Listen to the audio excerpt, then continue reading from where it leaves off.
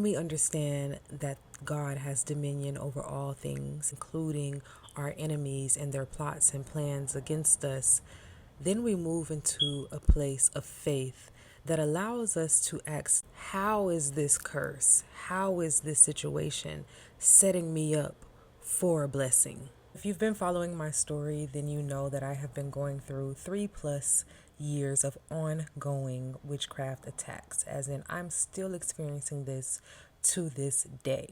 I am a peacemaker all day long. I don't like conflict. I don't like beef. And as much as I hate the continual war, this journey has taught me a lot of things about myself and about how God thinks and how God operates. So when we say that God operates in mysterious ways, that's almost an understatement when we think about how God will use our enemies and use dark forces to elevate us to a place that we didn't even know we were going, and to transform us in ways that we didn't even know were possible.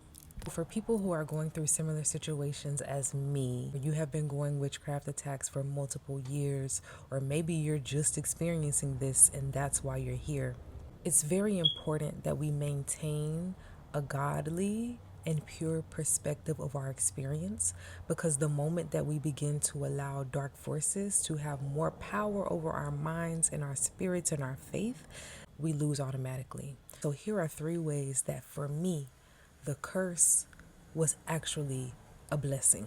Way number 1, this situation brought me so much closer to the spirit world, which I always had spiritual gifts. And if you're undergoing witchcraft attacks, the truth is you probably also have you some spiritual gifts. So if you haven't figured that out yet, figure out what your spiritual gifts are and you will know why people are after you. When it started for me, I was 23, 24, and I was worldly, okay? My ancestors had a lot of spiritual plans for me that they needed me to get on board for. I'm that person in my family that was sent here to break generational curses and to restore my lineage to our gifts. And I was out here in a club, you know? You gotta understand, God and even our ancestor and our spiritual teams, they allow things to happen to us to build us, essentially. We can say that it sounds cruel or whatever, but it's no different from training for the military, training for a boot camp. It's the same thing. It's a spiritual boot camp process. And thinking about it that way gives us some perspective and allows us to restore our courage so that we can fight the good fight.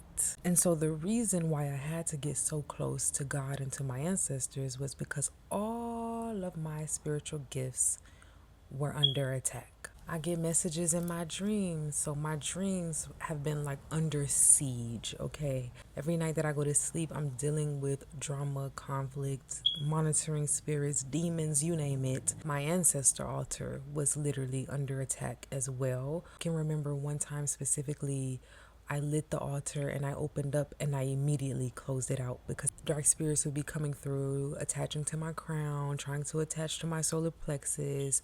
Like, keep your chakras very clear. That's why I always do yoga and I always stress yoga, because spirits will attach to your energy points on your body. I knew that she was doing things to my altar because I had a dream literally of her hands over my altar. I know we talking about shifting our perspectives and keeping our energies high, but when I say that pissed me the hell off. And in another separate dream, I can remember her pretending to be my sister, because yes, shapeshifters are very real and people in your dreams are not who you think they are.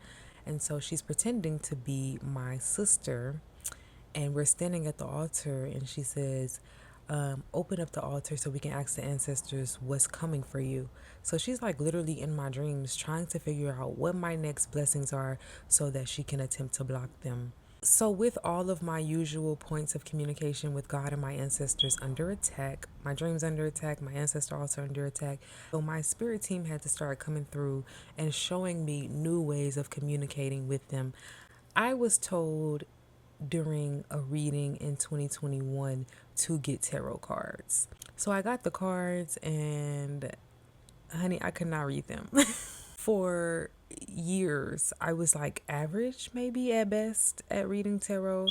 And then all of this stuff started happening, I looked over and I saw this Moonology deck. And I heard my spirit team say clearly, pick up that deck. And so I picked up that deck and they were chatting their asses off. So I was like, I can read cards.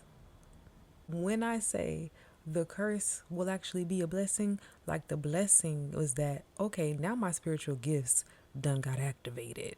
So I started to get to know God very differently. I started having so many different spirits and manifestations of God energy come out in my tarot decks. And then it got to a point where I don't even need the cards. Like, if you ever got a reading done with me, then you'll know I maybe pull the cards to like get a general idea of what the energy is, but then from that point on, spirit will talk to me directly. In this activation of my spiritual gifts, my spirits also began to tell me what types of herbs do I need to clear off a certain thing from me.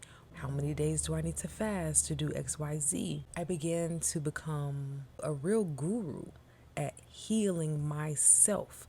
This is after I have paid thousands of dollars, took myself into literal debt, opening credit cards to find spiritual help. And my spirit team came through and showed me how to heal myself. And in showing me how to heal myself, my spirit team, God, my ancestors have put me into this glorious position of being able to show other people how to heal themselves. Sharing my story saved my life. And sharing my story was never my idea. I was embarrassed.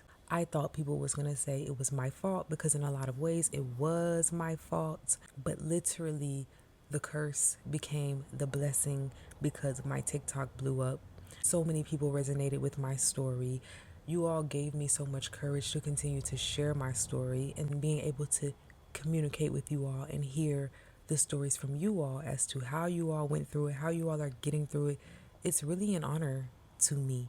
And because of this 3-year plus journey of going through witchcraft brought me right here, right now, the curse is a blessing, right? Going through this many years of witchcraft taught me how to break out of the victim mentality. I'm not a victim because I did not let this story break me. I let this situation make me into the healer that I am, make me into the reader that I am, make me into the intuitive and godly being that I am. So when I look at all the pain, the strife, the debt, the moving back home, the losing it all, yes, that was painful. But when I look at my life of losing it all, you know what I also see? I see the story of Job. My ancestors told me one day while I was fasting, read the story of Job. And I was like, y'all want me to read the Bible? And I read this story and I am like, The Bible is a book of universal stories. So when you are going through a hard time, I can guarantee you there is a story in the Bible of someone going through trials and tribulations that you can relate to. Even if you say, I'm not a Christian, that's fine. Read it just for the stories. There's a lot there. So my primary point in all of this being, God is a benevolent God. So if we are going through a dark night, a dark time, we have to say, what is God trying to teach me so that I can make it through this situation better than when I entered it?